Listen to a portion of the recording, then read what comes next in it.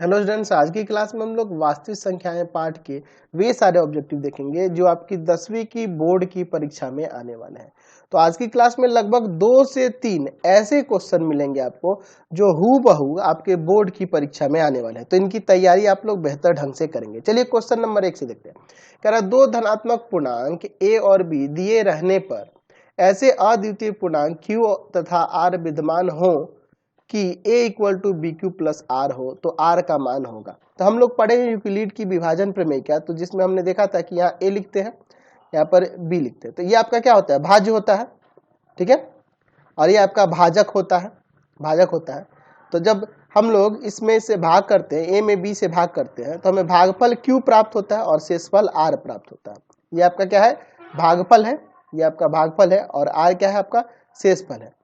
तो इस प्रमेयिका के अकॉर्डिंग आपको याद होना चाहिए, मैंने बता रखा है कि भाज्य बराबर यानी a बराबर भाजक गुना भागफल यानी b इंटू में q और प्लस में शेषफल होता है। और जहां पर ये जो शेषफल r देख रहे हैं, यहाँ ये शेषफल r जो होता है यह या तो 0 होता है या 0 से बड़ा होता है, लेकिन हमेशा आपके भाजक से छोटा होता है। अकॉर्डिंग टू ऑप्शन आपका सी नंबर हो जाए कि शेषफल जो होगा 0 और 0 से बड़ा होगा लेकिन आपके भाजक से छोटा होगा। चलते हैं नेक्स्ट क्वेश्चन पे। नेक्स्ट क्वेश्चन देखते हैं, क्वेश्चन नंबर 2 कह रहा है यदि विभाजन algorithm a equal to b q plus r, जहां r का मान 0 और 0 से बड़ा होगा लेकिन b से छोटा हो। तो हम लोग ये पढ़े हुए विभाजन एल्गोरिथम यूक्लिड की, इसमें क्या कह रहा है कि r का मान अगर 0 हो यानी कि जो शेषफल है वह 0 हो तो HCF a और b का मान क्या होगा, यानी कहने का मतलब कि a और b का HCF क्या होगा। अगर आप डिवीजन मेथड से देखें तो यहाँ पे आपका ये भाज हो गया, ये आपका भाजक होगा। तो इसमें से डिवाइड करने पर हमें भागफल मिल रहा है q और शेषफल मिल रहा है r। कह रहा है कि r का मान 0 के बराबर है। तो जब शेषफल 0 होता है तो हम लोग पढ़े हुए हैं कि HCF क्या हो जाता है, तो आपका जो भाजक होता है वही HCF हो जाता है, जो भाजक होता है वही HCF हो जाता है। तो यानी कहने का मतलब a और b का HCF क्या हो जाएगा, आपका b हो जाएगा। समझ गए। चलते हैं नेक्स्ट क्वेश्चन पे। नेक्स्ट क्वेश्चन देखते हैं, क्वेश्चन नंबर 3 कह रहा है यदि x और y दो लगातार धनात्मक सम पूर्णांक इस प्रकार हो कि x जो हो छोटा हो y से, तो क्या कह रहा है x प्लस वाई बाई 2 क्या होगा। आप इसको उदाहरण के माध्यम से बनाएंगे। इस तरह के क्वेश्चन जब भी आएगा आप उदाहरण के माध्यम से, आप एग्जाम्पल ले लेंगे आपके स्टेटमेंट के अनुसार। कह रहा है x और y क्या है, दो लगातार धनात्मक सम पूर्णांक है। तो यानी कि जैसे मैं 2 और 4 कह सकता हूं, लगातार है और सम संख्याएं है, देख रहा है, दोनों सम संख्या है और धनात्मक भी है और लगातार भी है, क्योंकि 2 के बाद अगला धनात्मक पूर्णांक जो होगा सम वो 4 ही आएगा, ठीक है। तो इन दोनों को जोड़ दो और आपको क्या करना है, 2 से भाग करना है, ठीक है। आप स्टेटमेंट के अकॉर्डिंग देख लीजिए कि दो लगातार धनात्मक सम पूर्णांक है, बिल्कुल है, और x जो है y से छोटा है। अगर इसे x देखें और इसे y देखें तो ये इससे छोटा है। तो इन दोनों को अगर आप जोड़ेंगे और 2 से भाग करेंगे तो ऊपर 6 और बट्टा में 2 कट के क्या आएगा, 3 आएगा। तो 3 क्या है, एक विषम संख्या है कि नहीं, तो इसका बी नंबर। आप कोई और भी ऑप्शन दे, 4 और 6 लीजिए, दो लगातार धनात्मक समपूर्णांक है और ये इससे छोटा भी है, दिख रहा है। तो अगर इन दोनों को जोड़ेंगे और 2 से भाग करेंगे तो देखिए 6 और 4 10, 2 से भाग करेंगे 5, एक विषम संख्या आ रहा है।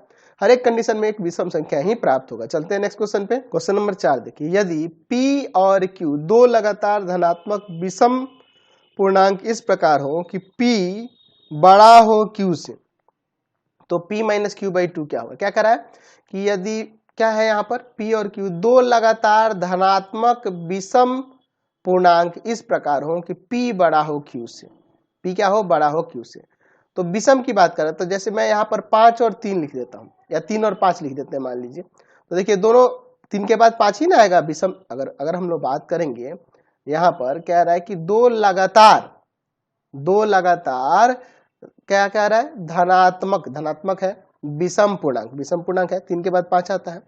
तो क्या कह रहा है यहाँ पे, कह रहा है कि p बड़ा होना चाहिए q से, तो बड़ा भी है, देख रहे हैं ना, आपका 5 बड़ा भी है 3 से। तो क्या कह रहा है यहाँ पे p माइनस क्यू बाई 2 क्या होगा, तो 5 और माइनस का 3 और बटा में 2 घटाइए तो वहां पे क्या आएगा, तो घटाएंगे 2 और बटा में 2 कट के क्या आ जाएगा, 1 आ जाएगा, एक विषम पूर्णांक मिला, ठीक है। अच्छा और भी हम लोग एग्जाम्पल ले सकते हैं, जैसे मैं यहाँ पे ले लेता हूँ आपका 9 और 7, घटा के देखते हैं, 9 में से 7 गया और बट्टा में 2, यहाँ पर ऊपर 2 और बट्टा में 2 कट के 1 आया। तो हमेशा में क्या मिल रहा है, एक विषम पूर्णांक ही तो मिल रहा है ना जी, नेक्स्ट क्वेश्चन देखते हैं, क्वेश्चन नंबर 5 कह रहा है कि यदि ए और बी दो लगातार धनात्मक विषम पूर्णांक इस प्रकार है कि ए छोटा है बी से, तो ए प्लस बी बाई 2 का मान होगा। चलिए, तो हम लोग दो लगातार धनात्मक विषम पूर्णांक, जैसे मान लीजिए 3 और 5 ही ले लेते हैं, लगातार है, धनात्मक है और विषम भी है, बिल्कुल ठीक है। और ये देखिए 3 जो है 5 से छोटा भी है, तो इन दोनों को जोड़ेंगे तो 3 और प्लस का 5 और बट्टा में 2, तो 8 और बट्टा में 2 कट जाएगा 4। 4 क्या है, एक सम पूर्णांक है, तो इसलिए इसका आंसर ए नंबर हो जाएगा। आप कोई भी उदाहरण ले सकते हैं, अगर मैं 5 और 7 ले लेता हूं और बट्टा में 2, तो 12 और बट्टा में 2 कट जाएगा, 6 आ जाएगा। हमेशा देख रहे हैं एक सम ही प्राप्त हो रहा है। चलते हैं नेक्स्ट क्वेश्चन पे।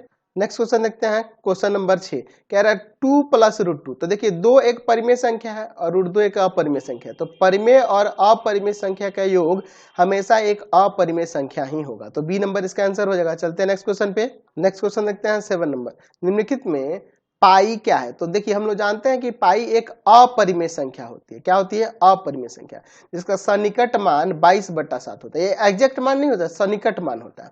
तो ध्यान रखना, पाई क्या होता है, एक अपरिमेय संख्या होता है। इसका डेसिमल में जानते हैं कि 3.14 मान ले लेते हैं लगभग, है ना, लेकिन ये आसान अनावर्ती होता है, लेकिन हम लोग पॉइंट के बाद 2 ही अंक तक लेते हैं, ठीक है। इसका एक और मान होता है 355/113।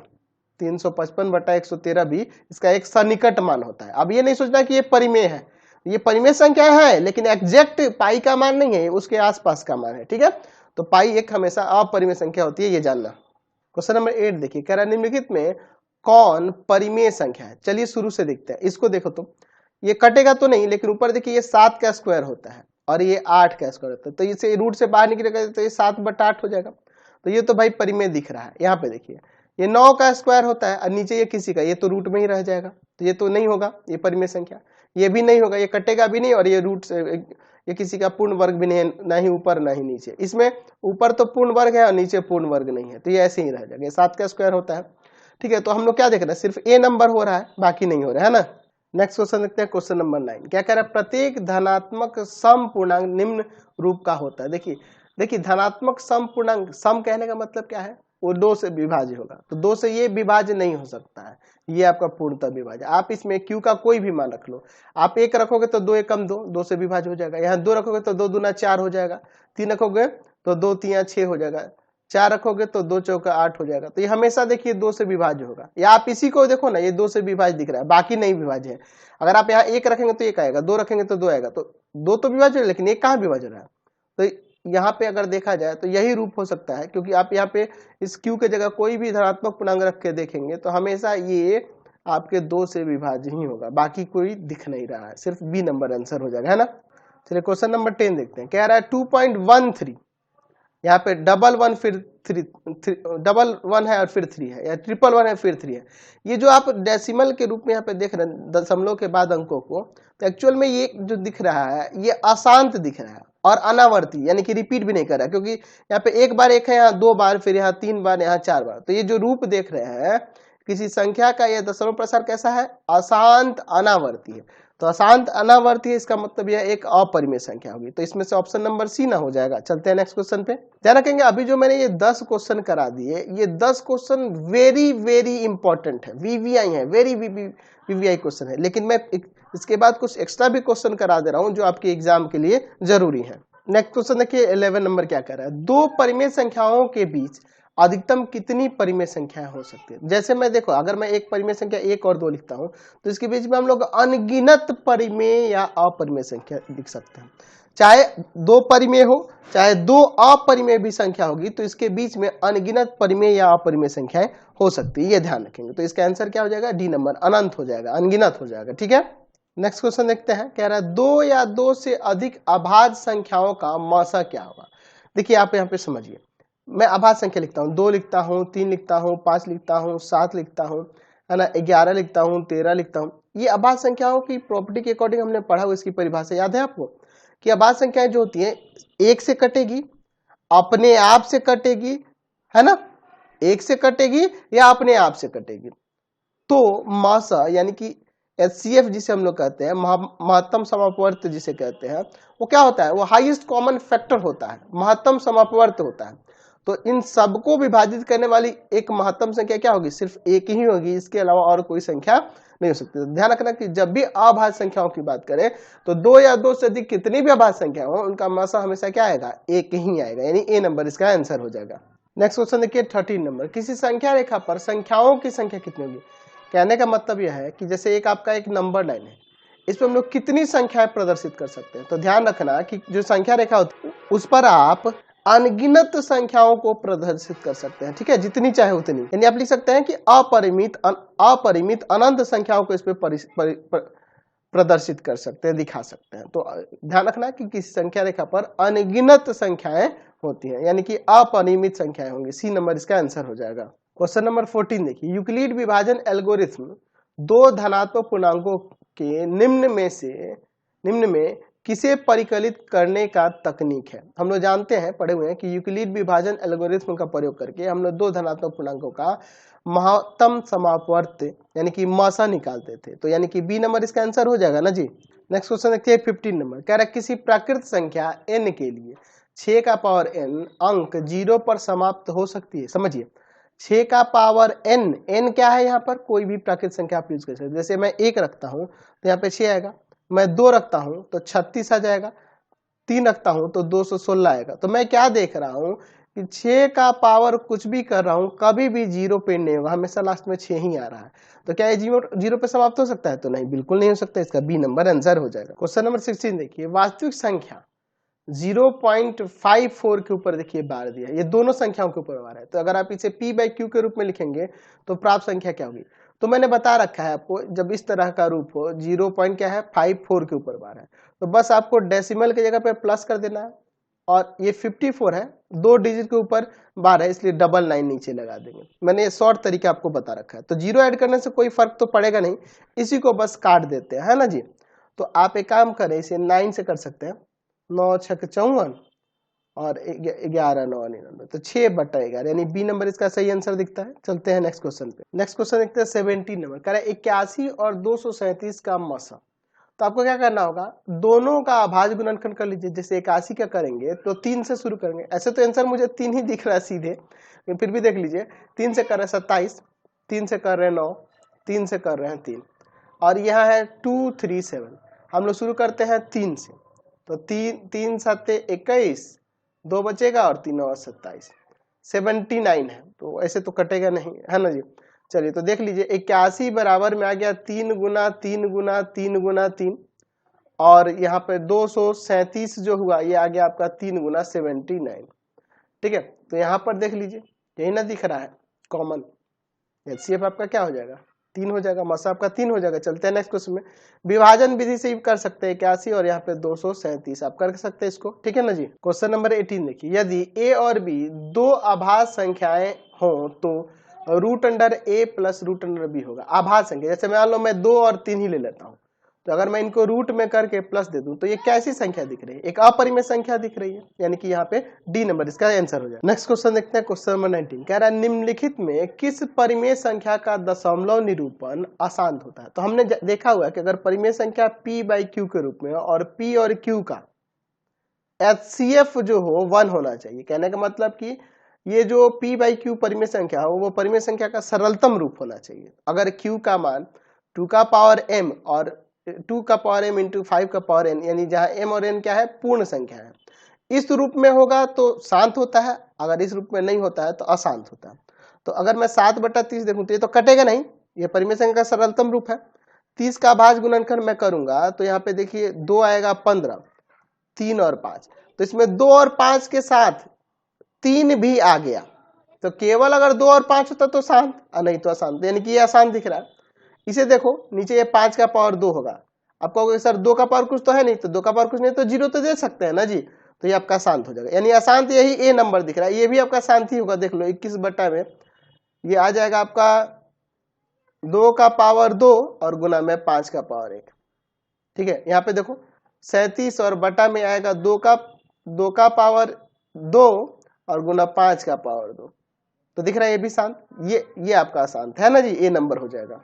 क्वेश्चन नंबर 20 देखिए, निम्नलिखित में कौन अभाज्य संख्या है। तो अभाज्य संख्या कैसी संख्या होती है, जो 1 से कटे और अपने आप से कटे और किसी भी संख्या से ना कटे। तो इसमें देख लो सिर्फ 11 ही है जो 1 से कटेगा और 11 से, और किसी संख्या से नहीं कर सकता है। बाकी 8 2 से कटेगा, 4 से कटेगा, 1 से भी कटेगा, खुद से भी कटेगा, है ना। 9 को भी देख सकते 3 से कट जाएगा, है ना। 9 से कटेगा, 1 से भी कटेगा। ये देखो ये 3 से कटेगा, 5 से कटेगा, 1 से कटेगा, 15 से कटेगा।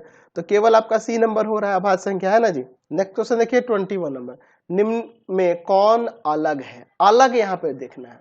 देखो ये 3/5 है, इसको देखो तो ये कट जाएगा, 4 चौका 16, 4 √4 यानी कि 2 हो जाएगा।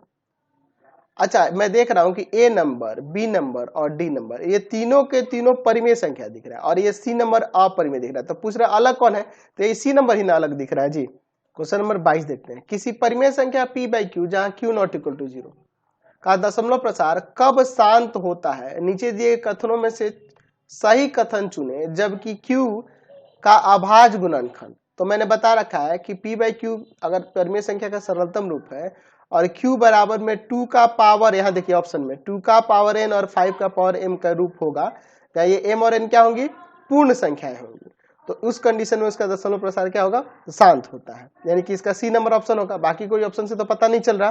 क्वेश्चन नंबर देखते हैं 23, कह रहा है HCF AB की, AB का HCF, यहाँ कॉमा होना चाहिए, ध्यान रखना यहाँ पे कॉमा होना चाहिए आपका।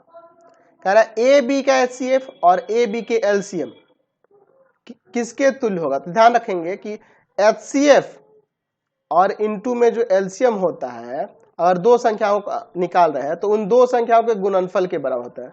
दो संख्याओं के गुणनफल के बराबर, दो संख्याओं के गुणनफल के बराबर होता है, ठीक है। तो ऑप्शन के अकॉर्डिंग क्या होगा? ए और बी है संख्याएं, तो ए और बी के गुणनफल के बराबर होगा, यानी डी नंबर आंसर हो जाएगा। क्वेश्चन नंबर 24 देखिए, कह रहा है कि अगर p एक अभाज्य संख्या है तो रूट अंडर p किस प्रकार की संख्या होगी? मैं जैसे अभाज्य संख्या 2 ही ले लेता हूँ और इसे रूट में डाल देता हूँ, तो कैसी संख्या दिख रही है? अपरिमेय दिख रही है। मैं 3 लेके रूट में डाल देता हूँ, अपरिमेय दिख रहा है। मैं 5 लेके रूट में डाल देता हूँ, अपरिमेय दिख रहा है। 11 लेके, या देख रहा है ना, अभाज्य संख्या कोई मैं रूट में कर रहा हूँ तो हमेशा अपरिमेय के रूप में दिख रहा है, यानी कि ए नंबर इसका आंसर हो जाएगा। क्वेश्चन नंबर 25 देखिए, कह रहा है एक परिमेय संख्या और एक अपरिमेय संख्या का योग। तो मैंने पहले भी बता रखा है कि जो परिमेय और अपरिमेय के योग की बात करें, अंतर की बात करें, ठीक है, योग की बात करें, अंतर की बात करें, उनके गुणा की बात करें, उनके भागफल की बात करें, तो हमेशा वह एक अपरिमेय संख्या ही होगा। तो ध्यान रखना अपरिमेय संख्या होगी, यानी बी नंबर इसका आंसर हो गया। नेक्स्ट क्वेश्चन देखिए 26 नंबर, एक शून्योत्तर परिमेय संख्या और एक अपरिमेय संख्या का गुणनफल या भागफल क्या होगा? तो देखिए शून्योत्तर कहने का मतलब है कि यहाँ जीरो को छोड़कर और कोई परिमेय संख्या होनी चाहिए, है ना, क्योंकि जीरो होगी और अगर कोई अपरिमेय संख्या गुना करेगी तो वो तो जीरो आ जाएगा, है ना। तो जीरो छोड़कर अन्य कोई परिमेय संख्या ले लीजिए, जैसे मैं मान लो 2 ले लेता हूं, ठीक है, और एक अपरिमेय संख्या मैं √3 ले लेता हूं, तो इनका गुना करेंगे। तो मैंने अभी बताया कि एक परिमेय अपरिमेय होगा तो क्या होगा? हमेशा अपरिमेय ही होगा। मैं अगर भाग भी करता हूं तो एक ऐसी संख्या दिखेगी, अपरिमेय ही दिखेगी, ठीक है, यानी कि यहाँ पे इसका सी नंबर आंसर हो जाएगा। नेक्स्ट क्वेश्चन देखिए, कह रहा है 27 नंबर, निम्नलिखित परिमेय संख्याओं में किसका दशमलव प्रसार अशांत आवर्ती होगा? ठीक है, अशांत होगा और आवर्ती होगा, ठीक है, अशांत होगा और आवर्ती होगा।